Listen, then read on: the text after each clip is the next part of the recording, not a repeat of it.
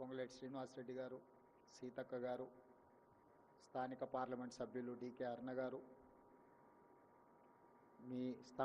మీ అభిమాన నాయకురాలు శాసనసభ్యులు డాక్టర్ పర్ణిక గారి అధ్యక్షతన జిల్లాలో ఉన్న అందరి శాసనసభ్యులు, అధికారులు, చీఫ్ సెక్రటరీ గారు, ముఖ్యంగా విద్యార్థులు అందరూ కూడా ఈ కార్యక్రమంలో పాల్గొని విజయవంతం చేసినందుకు మనస్ఫూర్తిగా మిమ్మల్ని అందరినీ అభినందిస్తున్నాను.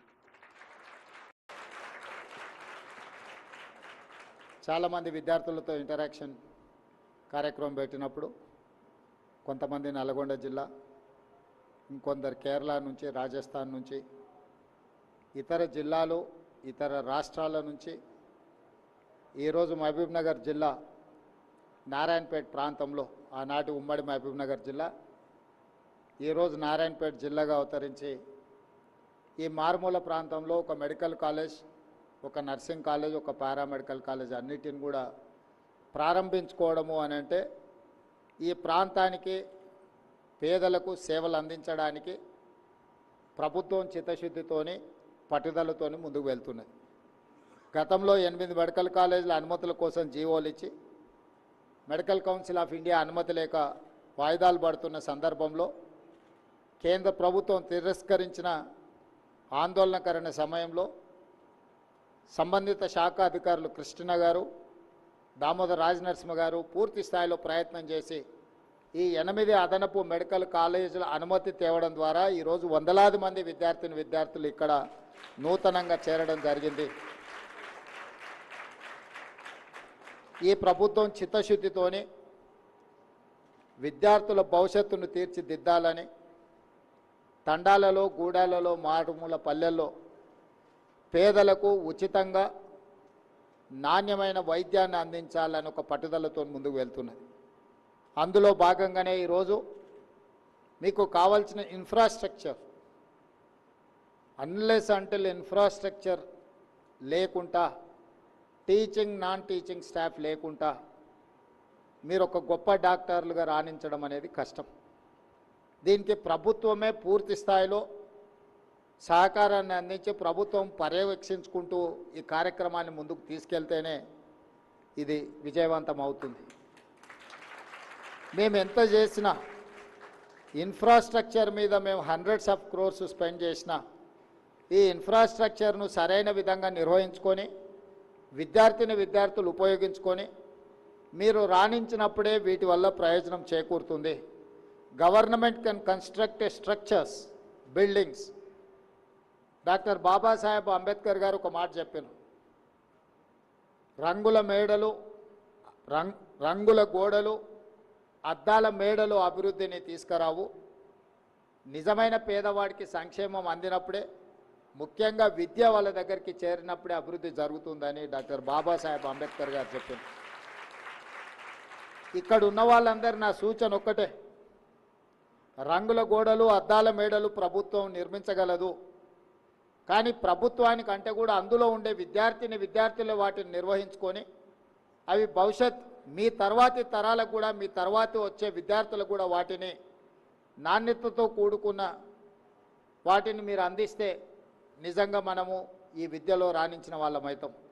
ఈరోజు ఎంబీబీఎస్తోనే మీ విద్య ఆగదు, తర్వాత పీజీలు చేయాల్సిన అవసరం ఉన్నది. మీ స్థానిక ఎమ్మెల్యే గారు కూడా పీజీ డాక్టరే, ఇప్పుడు చదువుతున్న డాక్టరే. మీ అదృష్టం, మీ డాక్టర్ స్టూడెంటే. ఐ థింక్ రీసెంట్ డేస్లోనే పర్ణిక గారు పీజీ ఎగ్జామ్స్ రాసినట్టుంది.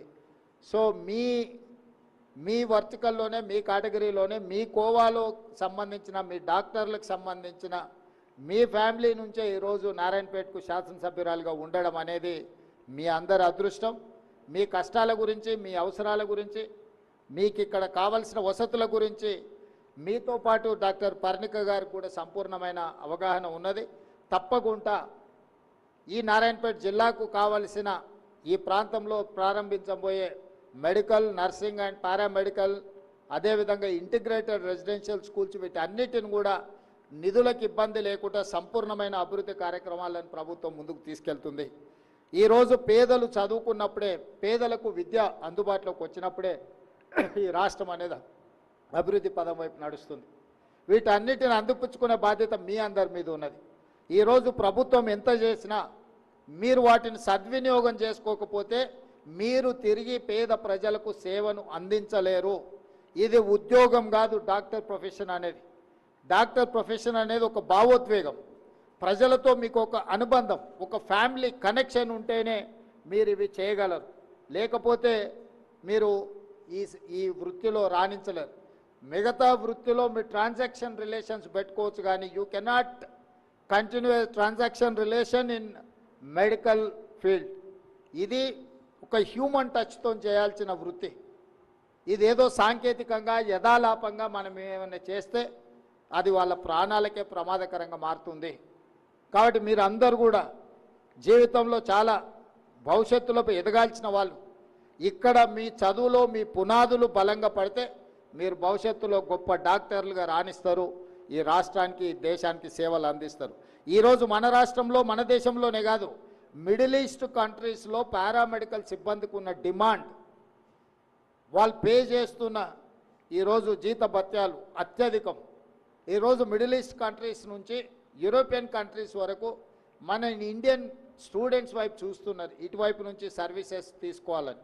భవిష్యత్తులో మిడిల్ ఈస్ట్ కంట్రీస్కి అవసరమైన పారామెడికల్ సిబ్బందిని రాష్ట్ర ప్రభుత్వం అక్కడ ఉన్న అవకాశాలను తెలుసుకొని ఇక్కడున్న విద్యార్థులకు ఇక్కడ ఒక అవగాహన కల్పించి వాళ్ళకి శిక్షణ ఇచ్చి మీరందరూ ఈ దేశంలో మారుమూల ప్రాంతంలోనే కాదు ఇతర దేశాలలో కూడా వైద్య సేవలు అందించడానికి అవసరమైన ప్రణాళికలను ఏర్పాట్లను మన రాష్ట్ర ప్రభుత్వం చేస్తుంది.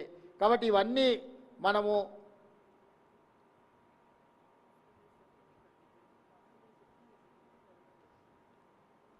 పర్ణిక గారు చెప్తున్నారు, హాస్పిటల్ని కంప్లీట్గా బిల్డింగ్ని ఇక్కడికే షిఫ్ట్ చేస్తాం, ఇక్కడ నుంచే రన్ చేస్తామని చెప్పి నారాయణపేటలో ఏదైతే ఈరోజు తాత్కాలికంగా అక్కడ ఉన్నదో కంప్లీట్ హాస్పిటల్ని మనం ఇక్కడికే షిఫ్ట్ చేయాలన్న ఆలోచన ఉన్నది. తప్పకుండా తొందరలోనే ఇక్కడికి షిఫ్ట్ చేయడం, ఇక్కడికి మార్చడం జరుగుతుంది. ఏదేమైనా నా సూచన ఒక్కటే, ఇది ఒక అద్భుతమైన అవకాశం. జీవితంలో ఇది అత్యంత కీలకమైన సమయం.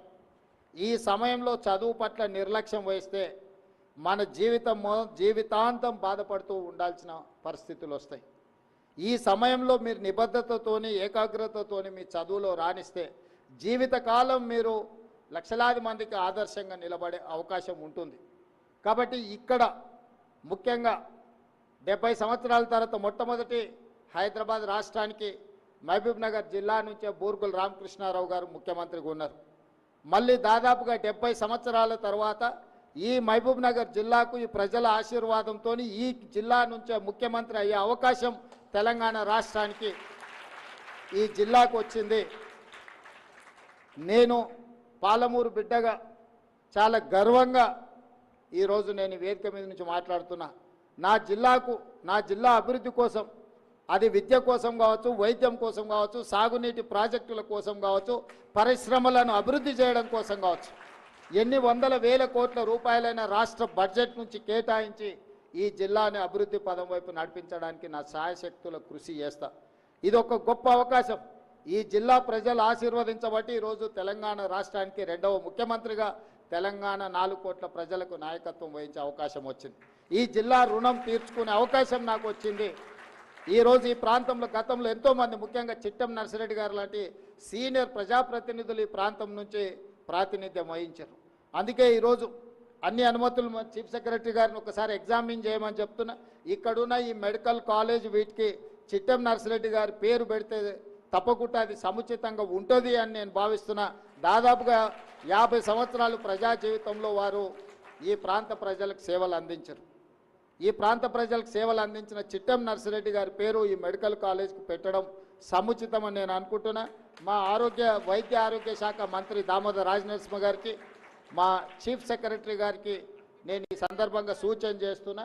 ఒక్కసారి వాటిని పరిశీలించి నిర్ణయం చేసి ఈ నూతనంగా నిర్మిస్తున్న ఈ మెడికల్ కాలేజ్కి మీరు చిట్టం నర్సిరెడ్డి గారి పేరును పెట్టడానికి అవసరమైన అన్ని చర్యలు తీసుకోవాల్సిందిగా ఆదేశాలు ఇస్తూ మీ అందరిని మరొక్కసారి మనస్ఫూర్తిగా అభినందిస్తున్నా. మళ్ళీ ఈ కాలేజ్ మొత్తం పూర్తయి నెక్స్ట్ అకాడమిక్ ఇయర్లో మళ్ళీ కొత్తగా విద్యార్థులు చేరినప్పుడు తప్పకుండా మళ్ళీ వచ్చి మీ అందరితో కూర్చొని ఆ రోజు ఏం కార్యక్రమాలు పెట్టుకోకుండా ఓన్లీ మీ medical paramedical and nursing college స్టూడెంట్స్తోనే కలిసే కార్యక్రమాన్ని ఒక ఇంటరాక్షన్ సెషన్ పెట్టుకుందాం. మీ యంగర్ జనరేషన్ ఆలోచనలు ఎట్లున్నాయి, మీరు ఏం కోరుకుంటున్నారు, ఏం ఆలోచన చేస్తున్నారు, అభివృద్ధికి ఏం చేస్తే ఉపయోగం ఉంటుందో మీ సూచనలన్నీ తీసుకొని ముందుకు వెళ్తామని తెలియజేస్తూ మీ అందరి దగ్గర సెలవు తీసుకుంటున్నా. ధన్యవాదాలు మిత్రులారా.